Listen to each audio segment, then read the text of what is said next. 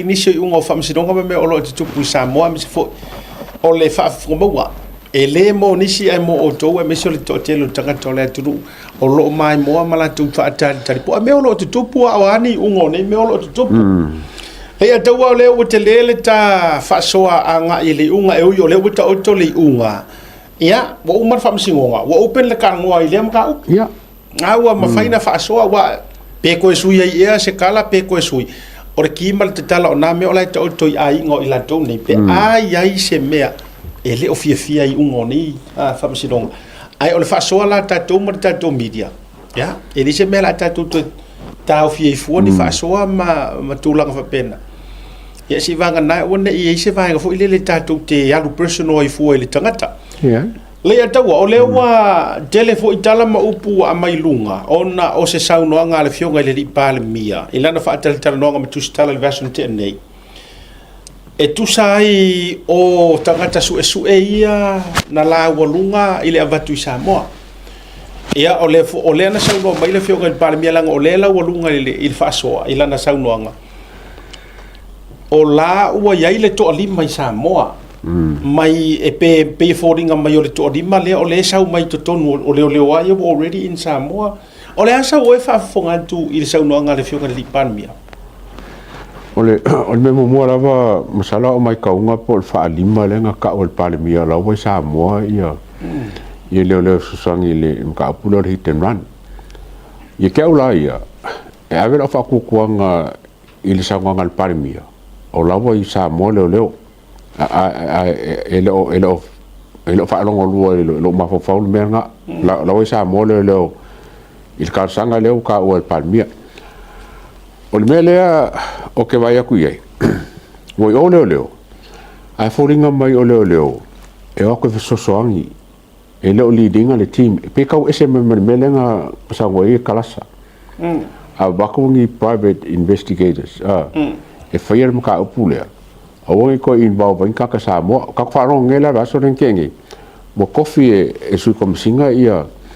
le team foi le fire le Suesuega me mo mo ngoro ma fa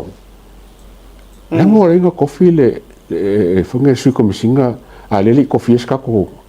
komisinga bo komisinga nga ke fa wa ngon ka pule pa fe pa kofi nge su komisinga a ke o ba so le kofi ska ko komisinga fo o me mo mo mai ka longo e ka kau o nga bakule lo ngai fa kau ko Samoa e fa yer nga luenga le almost like o leo Samoa o nga e fa pikola ko nga luenga le ko fai o le suenga ka maua nga lenga nga Maliu ia kamale wow o le si va nga fo le o ke concern ai sairo mga ko le li o kongo o team le ma ko li fo li o le sa fa langa li poki le mea ko la vale a le wo coffee nge le fonga nge le team a fonga nge le sui komisinga le e lo ye li o oi la le la o fa mea o le go fo ka la ko kwanga le mea le la ko fika ka le la ko fo la ko a makka le su nga ko la okay ye ka wia o me sitting fa ngofie o le mai li o e leading al team le onga wa yelanga Suesuega mo fai wa uma onga o le ya la uri a fai ma miska wa uma o ya fa walo fai ma miska lo wa ya funga nge wa ya fia mea a Palemia wa ya longo a fai kom singo lo o ko ka se di poki ke le ma ka ngaka ka ua ka kaunki ki li poki le a coffee le team a fa masanga e lo le beilio oi la ko a makal fai ngol mele a mangela la ko li poki se mali poki lio o la me fai ma lo va ne le finanga lo le ataua ia o te ita fo ino ta no ta falongolongo tua i so no ngal fionga li Palemia ia ona o le temi fo i wa tau le mo so tatu temi ia e mawene ava no e fatela no ai le fionga le Palemia ona le pisi ai ia te ue o la ofele na falongolongo atu e fa pe mai o le mata upulea i le to li ma pe wo atu pe yet to come ai ka kia ia la leo ko di mai ia vaku New Zealand a o le team la le na tau mau atu fa pe mai wo mo na tofi ya o mo na fili o le fesili lo ma fau fa mata e ia ile malosi anga o le komesinga lango o fesili mongi mai o loto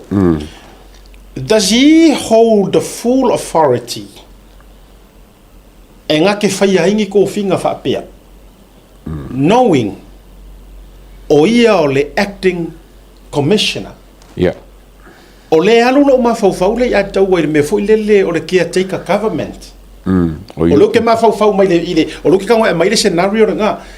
o le caretaker government lai mangingo le valenga ko ave se uma ya po tia ngala ko faia ma chairman o po tia ngala ko ona ele o ko ko faingi si mau ko finga nga pa wale me ala ko ko fai o le look after mai fa le tu mau se ia o ile kai me fa ku ma winga ai se fainga malo longo winga in other words nga le ko e look after ai le ia la ko le full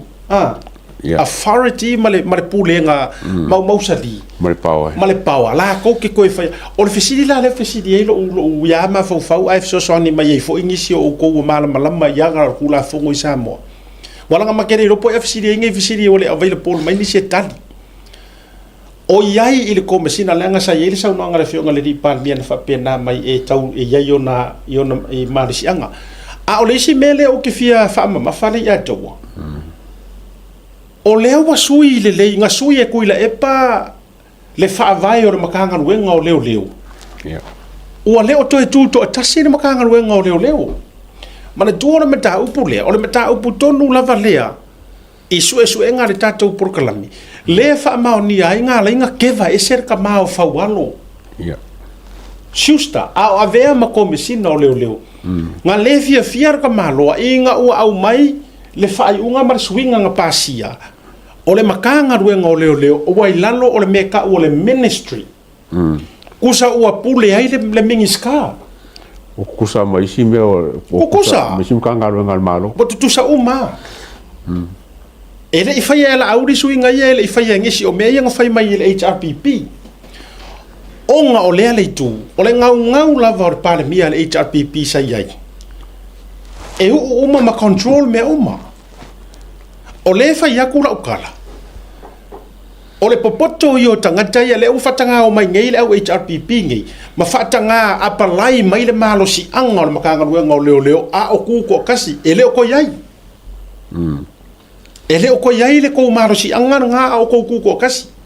le la foi le na le na fatafia mai iai e poto telefaualo Harry Schuster fakanga fai upu ia ko ngol Palemia pa behind the scene o ia ko kasi nga fa ko ngolongo ai tau mo mele ale ka walo le nga ka walo o ka fa mai sa mo o secret name fa ali lo lilong e le fei kai la wori ia o ngore ka o ku rungo ka ko por kalami na si la fia le le fa walo e ke le mea le ala akupu mai ku o se inga aia le la ka fa ngi fatanga sauno mana fa upunga fa kanga mili mai vai ta do ye e contradicted himself aisia o lo ka ma ku lo si o ku a nga fa ma ongi lo nga vai kaimi a o ko me singa o leo le nga ye fa ye sa wanga nga lenga o se ka mano ina ua uma ma pasia Palemia marka penete le na tembe le HRPP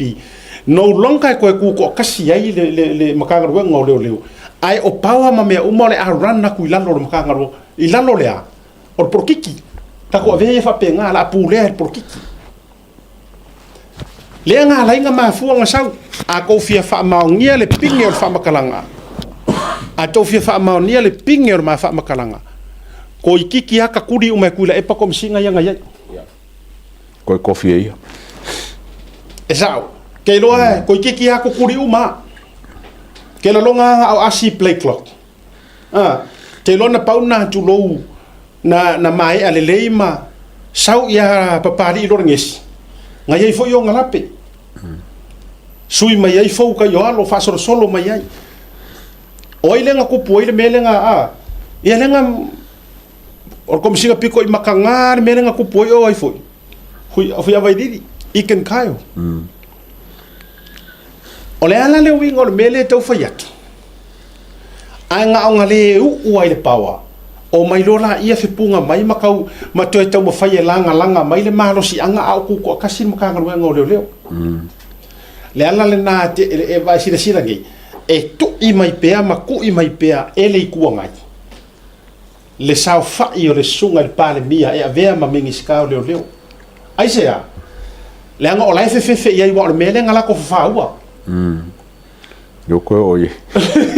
Ai mau mai leto. Le ala le naia la ina va ai e fusu kangi ya ma fai mai e saka kauanga aru ese la auri aru ese ulolu la auri mari ko aru ese man mingi ska o leo. O lai fefe langa o le mele ngala ko whaua. Ma lo lato ma fau. E forever ma fa va we HRPP le puli i le power. Ai wa ke yang e wa ora fa saren sui le ko me uma ala le usa fa yeri kanga kan kom fa yikon ole laki. E le o se Palemia nga ke apiu singa le power le. I run me uma according to the process. Pe kwai foi la ai kauha i le kingi. E kauha i le me kauwa. O le winga la no fa yatu le tala le. Ele o koe no longa laska ko makanga ruenga o ka ko faia upunga fa mai ku ko kasi yes o ma fa nga maloko nga ma mianga ko manga o ia ku ko kasi ya ai pangalea le ai o le o ia le mingi ska e pulea o le ale pin o le matala le ia tau ma fa fonga mai Samoa na ta utino la vai longo ina ua to ta ofi mai le Suesuega le na fai elio o le ar kala longo nga fai a Samoa ngā vili mai faualo ia kia. E ka ofi, o faualo ngā fai meri whakunga rea. O whea langi power kom singa pe a fai o lea. Kari mai o kou ia lea kou ke fai mai o lea, manea. Le faualo lava le kua ia fo i mkanga runga. Le faualo a le ai sanga fe au i mkanga runga. Pura mkanga runga. Le faualo a le tasi lena tu tono le Palemene ma alanga lo na fia angelu. Ma fai mai. E le pule haku se mingi ska, malea. O le kala longo reng fai. Na vili mai faualo. Ia au le ataua. Lai sa longo. Ke lo fai aku ame lai sa a su e po ai le pepelo le vale o le wori ia. Lai sa longo nga. Lai sa o le nga o le swinga le wo ye ku la fongo ma swinga fai. Au ko ke fei ka mai le fast le fai le fast. Au ko ke fei ka la o le mali to. Fei ka ia ku la e pa mal la ko vaenga nga suian mele. Fa longo ai ko singa i mingiska. Yes. Kako aru ai wa suinga yang ko faya. Ioi. O suinga yang ko faya o ko ia le feika ma feika le media. Ya la ko feika le menga faya ko inga. O mai la se yo ko kari le menga faya ko inga. Ioi. Fo i mai la io le tala ile mata upu le mate fa so ai le atu. Fisiri ku kasi nga. Ua kofi a fai ua iai se kako dale team a fai ua kofi se team lea according to the sound nga le fionga le Palemia and I'm sure yete ko su se kai me ko su mal Palemia se so ngeve e ko fa lau kele makau fa mangingo ke isi ale vala lea e vele man na yo tatu fa so e kau ke o le issue ko ke le understand the leader fionga le Palemia ma fa so le ma fa so ai afa pea just in case e moni ma fa maoni ua mai anga kofi e le o lo avea ma kome singa fa le tu maule nei taimi langa team ai le o la vea ai le ngori o fa tau malamalanga wa umana ma fisiringia dio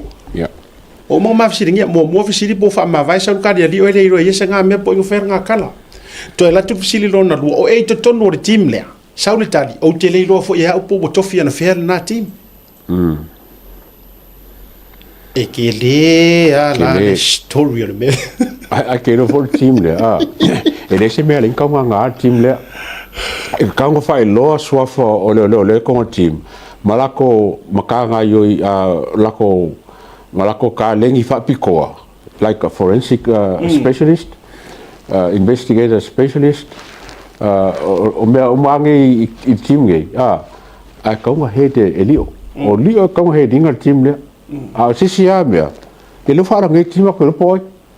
ai se ka ki vola por ai o lenga nga kofi ka ka ngi pe nga fa a o nga fa fu me fa pe po a men ko po wala nga le fo Palemia e ka hua ke le ka upure o sua fange yo ke ka kingo aku e ma ku ai o le ka ko winga ai ko ngor team le, and I'm sorry I have to say this. I'm really sorry. A fai o de team le a ye sua fange sa mo mai kau mai ngonge i te tauaina matua i tātou soro te e lava i le me ngatai. Le anga o ka ngaka mua ngei le lo le kari konguinga mai le kaung kari konguinga i Suesuega. O le ka ngaka e sua whai a pōr taua. O le ka ngaka lea, kasi rea ka ngaka wa levanga kaunga ki lia ese ma mea i e whai Suesuega. O lo fo i talitonunga o te le talitonuinga nomen. no Le kari konguinga. A sapangi, oi foi, kupai. ne ai Kiria ese. ya kupai la ko ga Na foi por taua tu pai sapani e o foi singia ya nomen. I'm sorry also. Jeremia ia o ke ofo. E o se sa fa i lungo se lau e ngi kofe makanga ia makwa ke le loporan mafuanga le no fo la. La ngai le ona vea ko ila kadisi wo ke le lopora se mafuanga la nga kaula vea ele ko nga. wa fo la fa pe la ko le nga afia le amakanga papel kofi ele fica winga me so se sia la ko afia mingi le ko nga ye eu fa ya fa sa le ko nga ye e ma fo ana la no fa ya tu mo io e tu no fo fa fo ma ya le vio nga nga wa umana sa no mai e o ya ye le ya ma nga ye ona ya te ele te tauna ya umanisi o ila tou o leana ai filofilo i Suesuega mo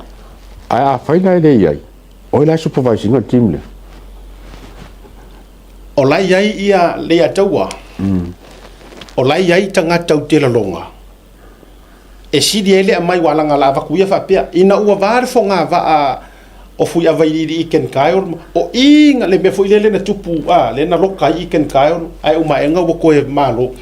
o nai to ina matutua mana i tamasingia uma le ngai ai kama uma nga la kulo ma iken nga wo sawo kokong promote mai loi lunga le wari ia le sa wai longo sa wai uma le au karbo le kulo ai fi uma ngai ko inga ma ko kua ia ko kele te lo la la tal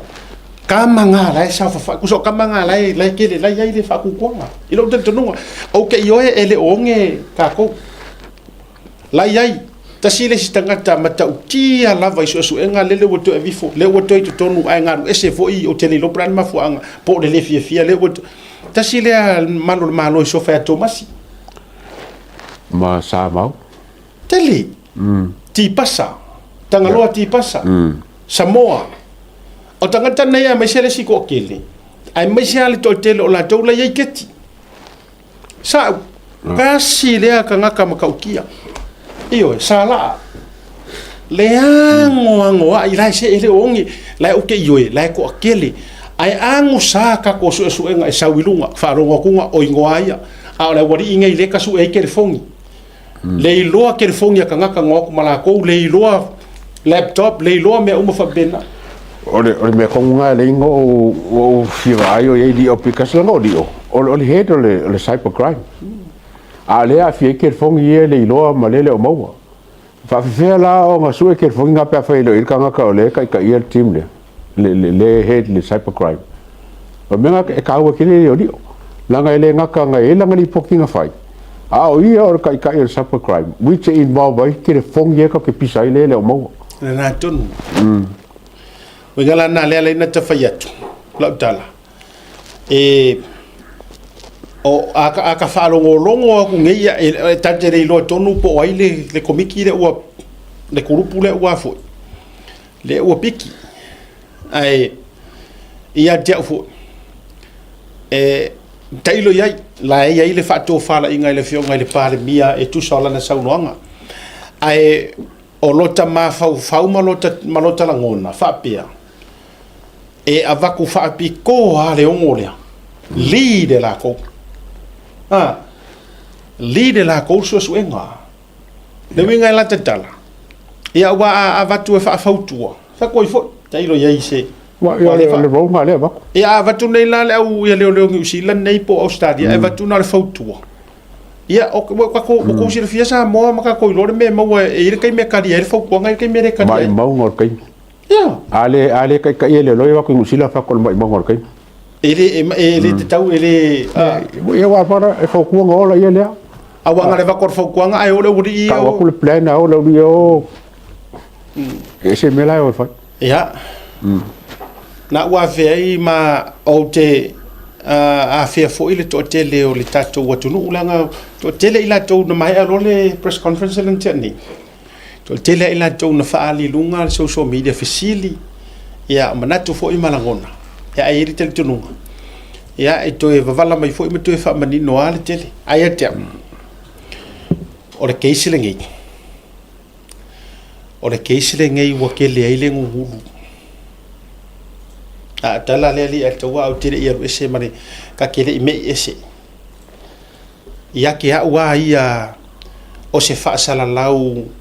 ngau wa ia mai ale mori mawar kamale ya ela ko fo i mai ala upule ne vanga na fiafi o tele loa i le vaenga fa upu fai ai tu maulo fa tu tua ele molo aua ma koso fa pia ma uma e ai pe wo fa vai inga le ma ka upu ai lo tanto nunga la vai va tu fa fo mai le sunga le atawa a vai e uma le pa inga le ngei ele ma wa le cardio de melia ia te aula kusa o le fa nga inga o le Maliu le wa treat tai kusa o Maliu wa ia ma le mori mauesa ai or kosonga le la koso ai or kosonga e ono faunga ina more manu malo ina ni palota sao ela kala de ko fa e ma fuang fa yakula ukala onga olea o kele ai upu makala male mau kala ese o le saur kau fa makau o le sau o kau whaaleanga, o le sau o mea leanga uma. O whaamasingonga. O whaamasingonga. Lea ua o ui iai. Le fo iai. E lea le vaku manga ia, uke le plan e whai atu lau tala lea. A le ua sau wa ua ulangona ina. I guess I have to say this. O le sau o Samuelu lungo o porokalamere ngei 5 kausanga karuai, wha. O le sau o Samuel nga o io e inga nga kakai mai ele nganga pa ia o le tua ma o la ukala le o ke ku maua ia e o lo woki maro ku nga mau e le o se mea nga fafau e kangola audi e kuli mai runga o prokala mele pe afa yo le ku ki fia fafonga ia le anga e o kala ku pa ia o ke makau fo ia o fango le fa mo mo ka ngaka a o le sau o kamalea o le sau o le tangata na oiloa e ka kau o ngā whaakalangoa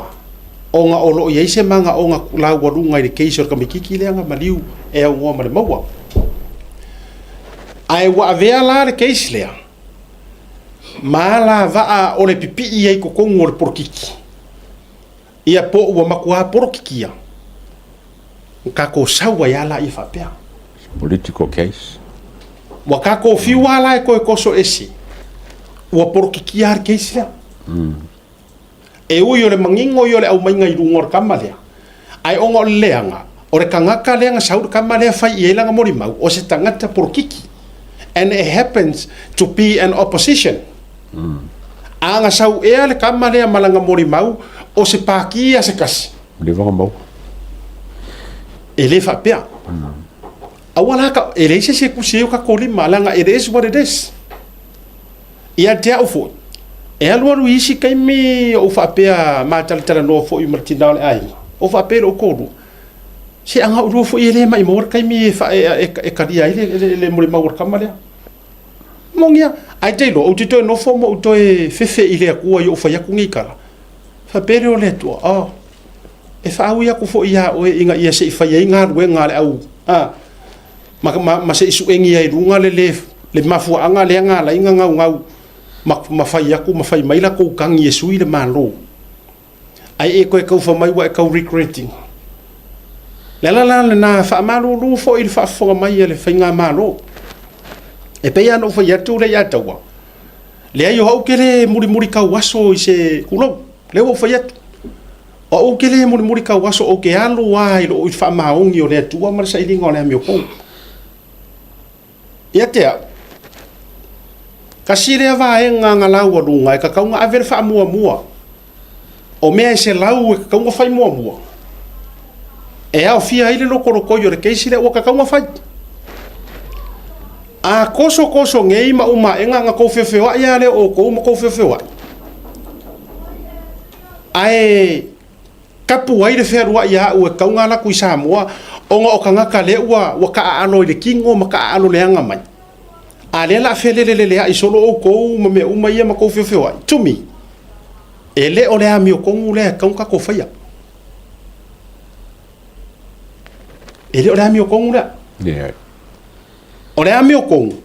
o le ka ko wo mai fai ia mawar melia a faia e fo ele mawa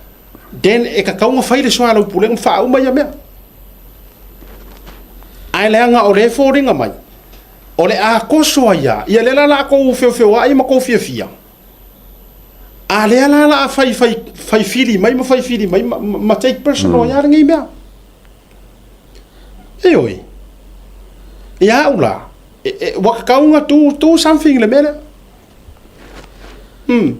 ka kaunga fai e keisile a kelele e kakau ole kele o fa fikau le kupu ko ngol fainga malo ma fo mer keisle ale fai ala se mer keisle e umalo vale lima kausanga ngi o kau war keisle fa ala me ko ngol malo yes o kele o pulanga inga e kula e pa o Palemia o kele o fai mai la fa sara la we fafo o kele o ka ko vai fai ngi ma fo mer keisle ya le coffee le team coffee kele lo po kako mangel team le kako for analyze po ai kai kongo ai le kong kako lo ingala ele pe fa mau ngir ko finga pe fa mau kamale o fungange o sa ka wa mer pang ka le fese ke se le ai lo kolo ele se pang ka ye sa o ke le lenga para ko nga mele la ka oi political prisoner or cover up prisoner ngana le te fa ye tuai o ke mala le ia i ka ronga fa porkiki o le wa savali se furu kausanga o ka mio mai ai ia male mau kausanga ngo ka muri ai fo isio ka mao ke le anga komiki le au porkiki le anga ma porkiki minga yo le lo fa yat